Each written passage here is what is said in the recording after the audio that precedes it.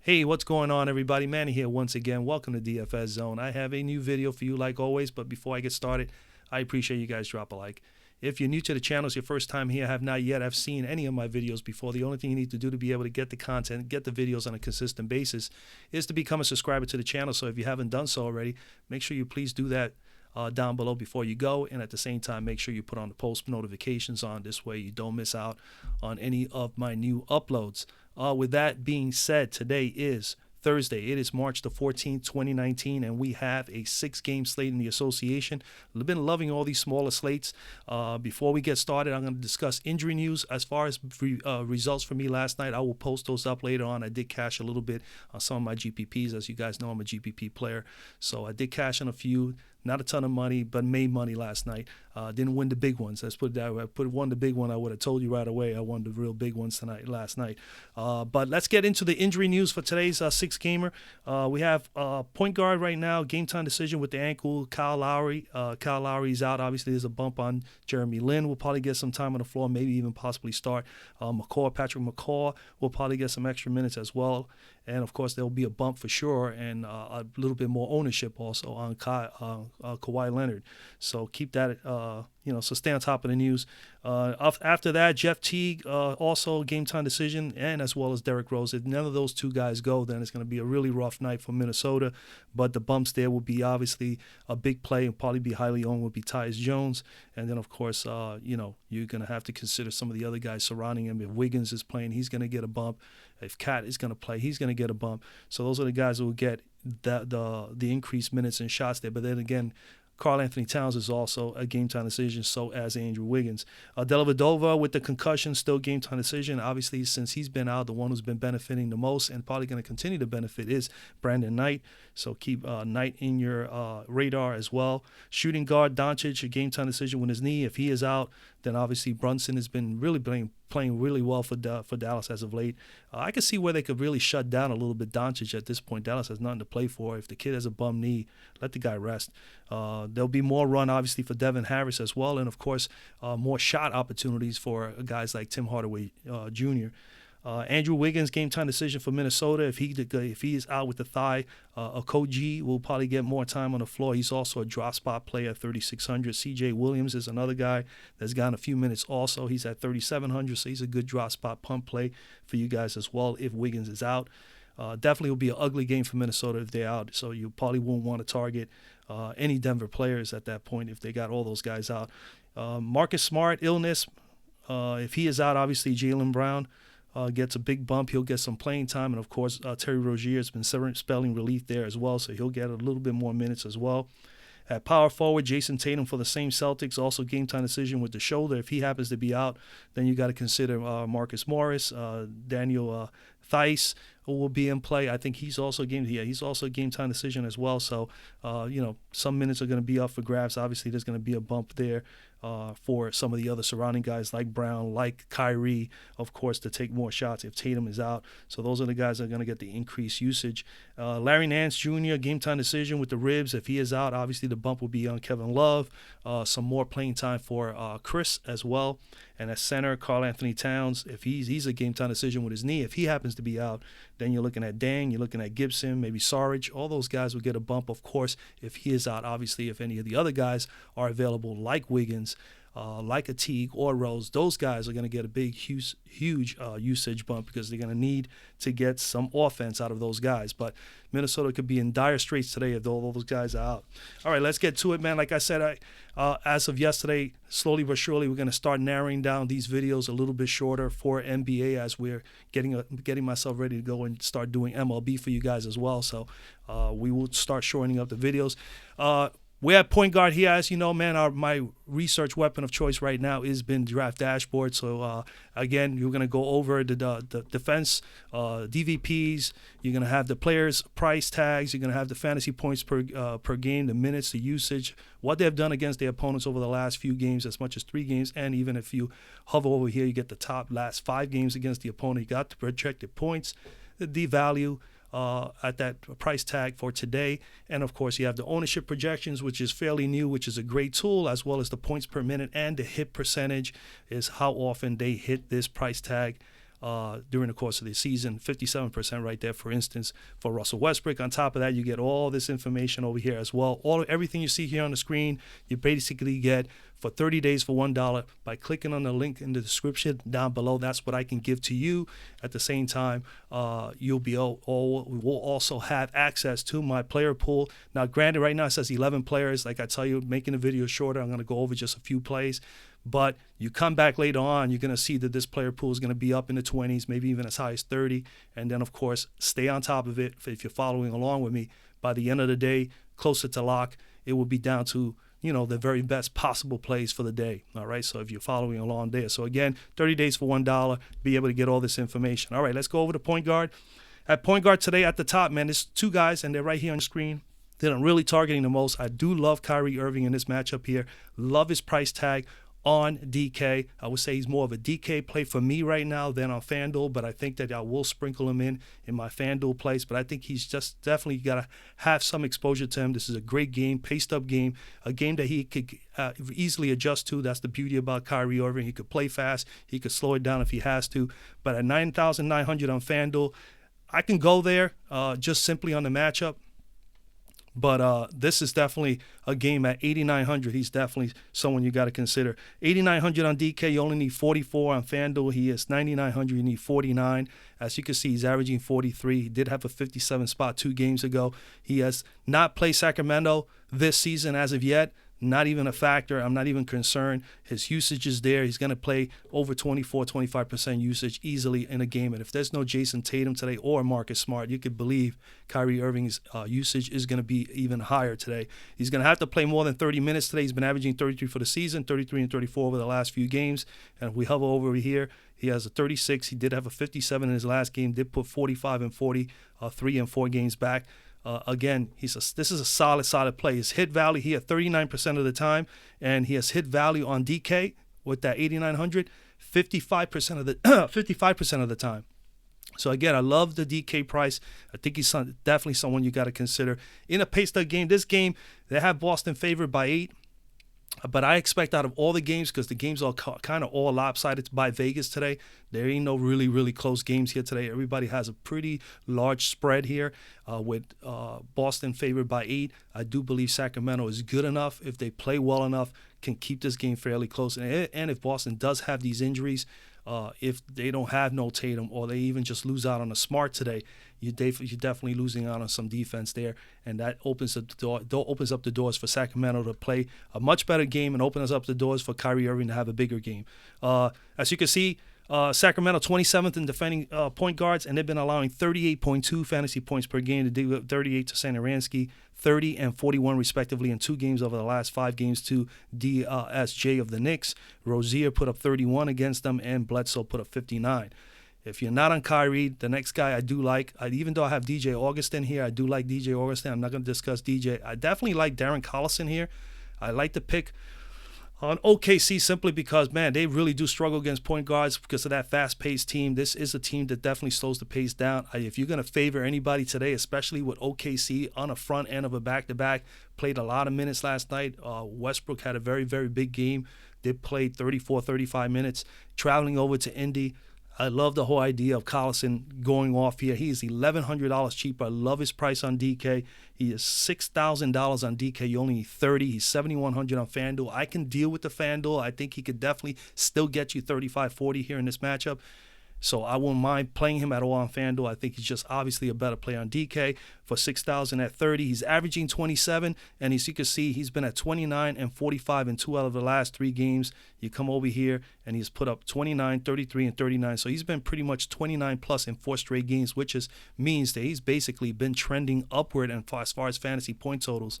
And as you can see, his minutes are up as well, 30 and 30 over the last 2 from an average of 28, 17% usage rate.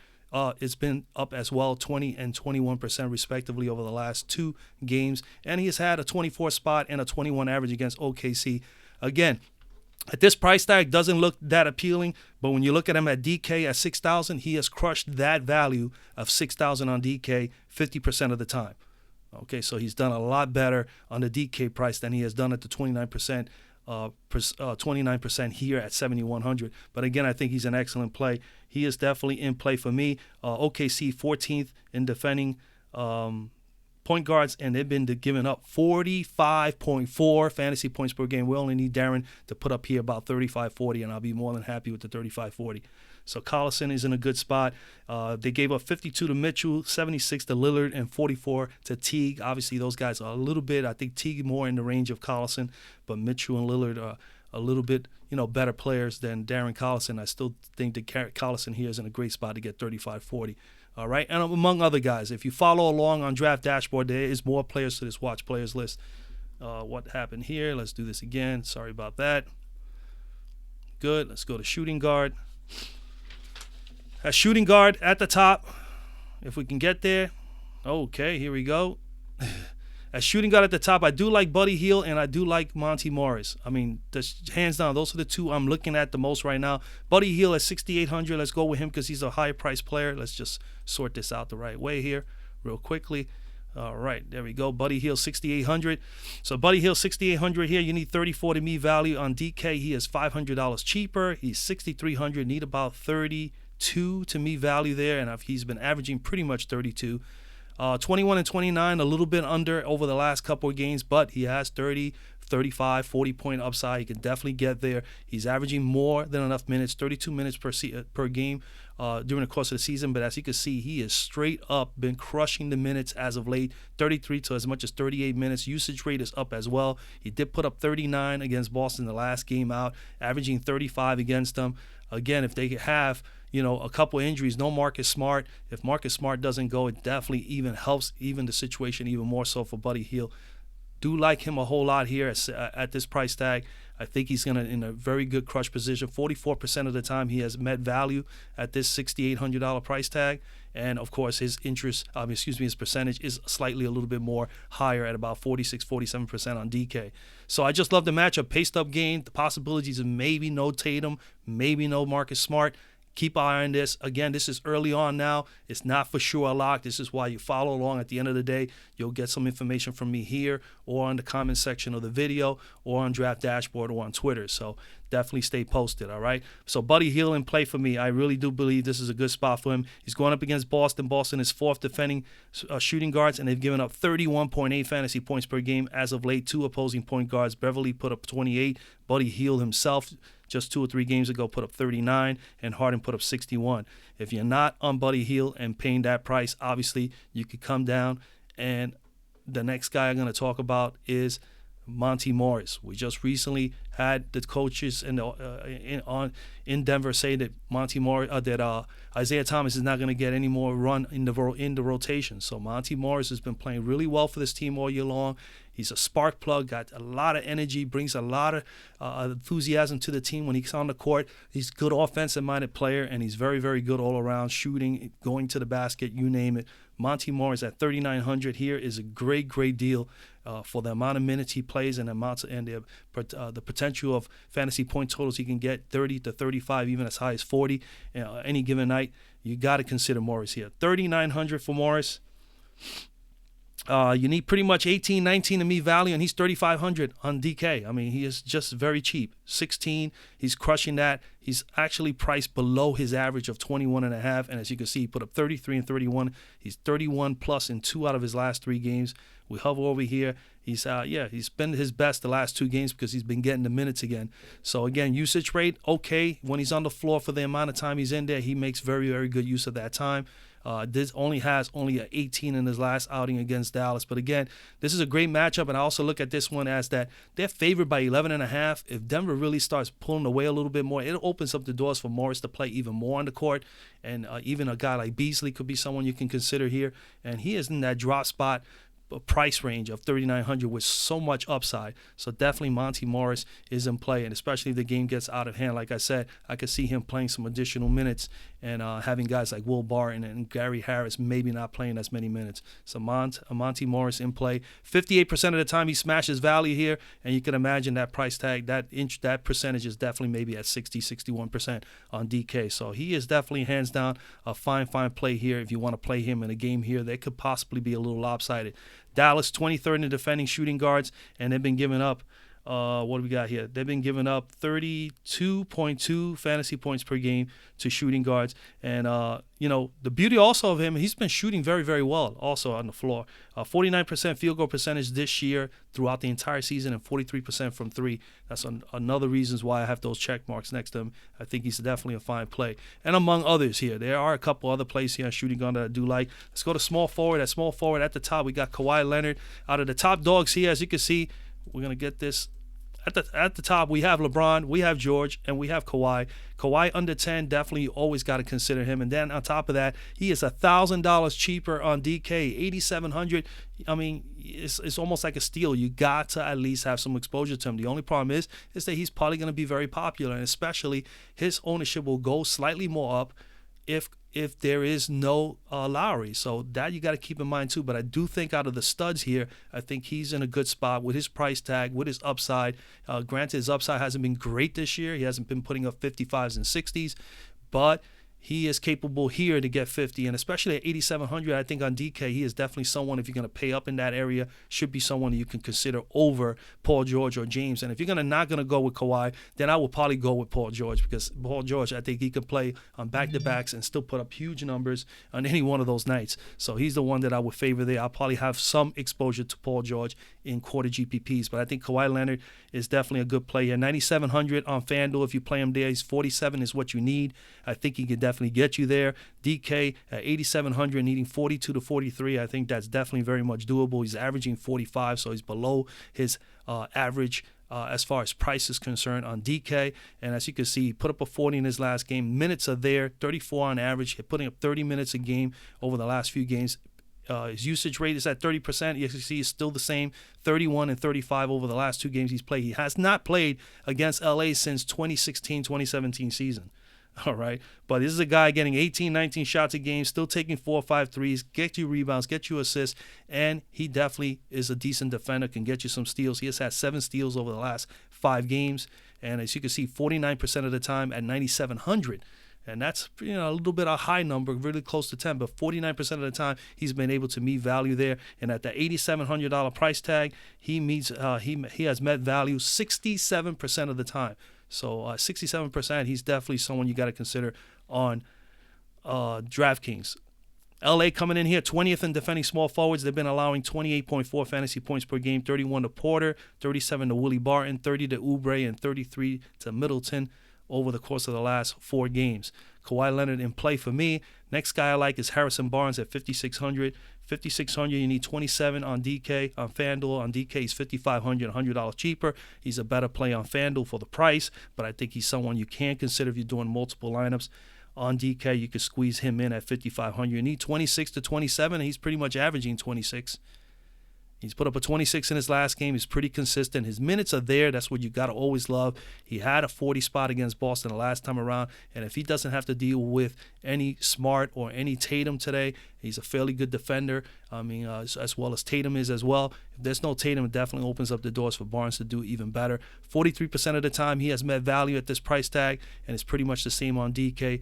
I just really do like him here in this matchup because you got to have some exposure. I think this is the one game, Sacramento and Boston, even though Boston's favored by 8, that if Sacramento plays well enough and Boston does have 1 or 2 of those players out, they can keep the game close. And I think that's going to open the doors for guys like Barnes as well as some of the Boston players to get some really, really, really nice fantasy points for us. So Harrison Barnes in play.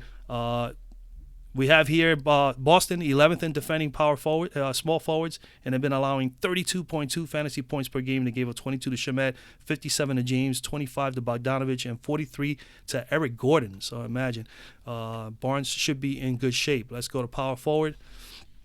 At power forward at the top, we got Aaron Gordon. He's on the front end of a back-to-back. He played last night, played 33 minutes, and put up a 34 spot, so you got 1 fantasy point per minute. I'm going to go back to him again today. Hopefully they don't limit his minutes or anything like that. He is in a good matchup, especially if there's no Nance That means probably Kevin Love if there's no Lance and Tristan Thompson. Again, this is not locked in stone. I do like him right now. If Love goes and he plays and he's going to move to center, it's going to definitely open the doors a little bit more for Aaron Gordon. But if Tristan Thompson happens to start or is able to play, it obviously changes things up a little bit. But I still think he's in a good little matchup. He's pretty consistent as of late. 7,300 for Gordon. You pretty much need 37 to me value. He's at 32.5, 33. On DK, 6,500, need only 33. Very much attainable for him. 34 minutes on average, been playing pretty much 31 plus over the last 3 games, has had a 34 and a 36 spot in 2 out of the last 3 games. Have been pretty consistent at that 30 fantasy point total. So if you're looking at his floor over the last 5 games, as far as fantasy points have been 28, he's been as high as 37. If he could stay in that 30 to 37 range at 6,500, that would not be too bad. At 7,300 would not be good. But 43% of the time, he's been able to meet value here at 7,300. And again, he's going to be a little popular play here. So you can see 24% ownership at the moment, 1 fantasy point per minute. I think he could definitely get you there. Right now, at the moment, I do like Aaron Gordon. He's going up against Cleveland. Cleveland is 15th in defending power forwards, and they've been allowing as much as 29.4 fantasy points per game. They did give up 26 to Siakam, 30 to Olynyk, and 29 to Karooks, all over the last 5 games. Over the last 5 games. Again, after Aaron Gordon, if you're not willing to pay up for Aaron Gordon, no problem. I mean, Jayson Tatum will be intriguing, but he is right now at the moment a game-time decision. I still think this is a tough matchup for Jayson Tatum because if he's going up against Sacramento, I did hear prior to doing the video that Marvin Bagley's going to play. He's a pretty good defender, as a rookie. Could possibly give Tatum a rough go. He's a taller guy, very agile, very athletic. And if not Bagley is going to defend him, there's going to be times he's going to probably be defended by Harrison Barnes, and Barnes is a fairly good defender as well. So I think it's a tough matchup for Tatum. So I am definitely overlooking him a little bit, at least at the moment. We'll see. Anything can change from here to the end of the day. I do like Thaddeus Young here. Thaddeus Young going up against OKC. Again, these OKC on the front end of back-to-back. He's going up against Jeremy Grant. I think it's a good matchup for him. 54 in his last game against OKC at 6,800. You pretty much need about 32, 33. You need about 34 to me value. And then he is $800 cheaper, so he's 6,000 on the nose on DK. That is, you pretty much need a 30 spot. And he is at 20, pretty much at 29 spot. His 31 in his last game. As you can see, he's been at 30, 37, 31. He's hit 30 plus in 3 out of his last 5 games. And, of course, he had that 54 spot against OKC the last time out. Do like him here. 31% of the time he has value here. Obviously, his percentage is a little bit higher on DK with the $800 reduction. So you figure he's probably maybe closer to 40%. Of the time he has value there. I just do like the matchup. I do like the fact that OKC is coming from a back-to-back. I also like the factors that Indiana is very, very tough, and they actually are at home, and just the factors that he did have a good game against them the last time going up against Jeremy Grant. So, again, Thaddeus Young in play for me. 16th defending, OKC 16th in defending power forwards, and they have been giving up 31.7 fantasy points per game to opposing power forwards. They did give up 44 to Gallinari, 21 to Aminu, 46 to Ulrich, and 47 to Tobias Harris. So again, Thaddeus Young in position to get 35 to 40 here. I think he'll be able to get that tonight. Among other players here, again, if you're following along, this watch players list is not going to stay at the 10-11 it is at right now. All right, just wanted to give you at least 2 plays for each position. At center, it's pretty simple for me, man. Al Horford, if those guys are out, obviously Al Horford and Kyrie Irving are definitely going to be the best plays for Boston, hands down today. So with that, Al Horford in play, $6,900 for him. You pretty much need 34 to me value. He is $600 cheaper, $6,300 on DK. You need pretty much 32 to me value there. He's averaging 32, and as you can see, he's put up 36 average against Sacramento in his last 3 outings against them. His last time out, he put up 48 against these guys. He's playing more than enough minutes. Granted, he has not looked good in his last 2 games, only 22 and 23. So he's been a little ice cold, but again, he has 45 point upside, and he has been able to do that and shoot very well against Sacramento. Paced up game, definitely like it, the way he spreads the floor. A good 3-point shooter as a center. Definitely opens up the doors there as well. I do like him here a whole lot in this matchup, man. Sacramento, 19th in defending centers, and they've been giving up a whopping, what we have here? Sacramento, sorry about that. Where are we? Sacramento, 38.7. I know that they were definitely high. 38.7 fantasy points per game. Give up 41 to Portis, 35 to Jordan, and 48 to Al Horford the last time they played him. That was not so long ago. It was only about 3 or 4 games ago. 41% of the time he has value there is about 45, 46% for the $6,300 price tag on DK. Again, it's just taking advantage of the situation. He should be in a position where he should be able to get 35, 40 easily. In a paced-up game at home, I definitely like Al Horford. If you're not going to be on Horford, obviously the next play is Gasol, but Gasol is going to be highly owned because, of course, Serge Ibaka is out for 3 games for a suspension, and they need the rebounding. They're going to need a big man, and that's where Gasol steps in. He steps in automatically as the center, so he's going to play a lot of minutes. He's going to have to do a lot of rebounding because Ibaka averages about 8 rebounds a game. So if you're targeting Gasol, if you're not targeting Gasol, target Siakam. That's an option you have there. They need someone to pick up the slack with his rebounding, and Marc Gasol is going to be highly owned today. As you can see, he has 46% projected ownership right now, but 60% of the time he smashes the $6,500 price tag. This is a guy that's easily a 7,500 player if he's playing the minutes he's playing and he's playing well. Granted, he hasn't been playing that well, but in a game like this, in a situation where they're in right now, where he's going to have to be penciled in and he's going to have to get in there and get busy and get dirty, they're going to need his rebounding. Marc Gasol is definitely in play. 6,500 is not a bad price tag. You only need 33, and that's below his average. And for FanDuel, that is cheap. Okay, and granted, he is 5,900 on DK. You pretty much only need 29 fantasy points from Marc Gasol. So again, you can eat the chalk tonight. You can definitely pencil in Marc Gasol on your DK or FanDuel. It shouldn't be a problem. And again, if you're making multiple lineups, make sure you make a few lineups with Al Horford, and you should be fine. You can't pay up here. Vucevic and Jokic are both in great spots, but you're just going to pay a lot of money to be in a situation where, especially Jokic, is a game that could be a blowout. So it's definitely a risky play. Horford and Gasol are the best plays, and that's basically where I'm at. Again, follow along on Draft Dashboard. Towards the end of the day, there will be in another hour or so, there will be more players here in the player pool, and then of course you'll be able to get the final results at the end of the day, about a half hour before lock. Make sure also you check in on Twitter. I'm gonna do everything I can to get some of those scores, some of my results that I've done over the last few weeks, start trickling some of those in on my Instagram, so make sure you follow along on Instagram if you haven't done so already. And basically that's it, man. I wish you guys a lot of luck, and I'll see you guys tomorrow.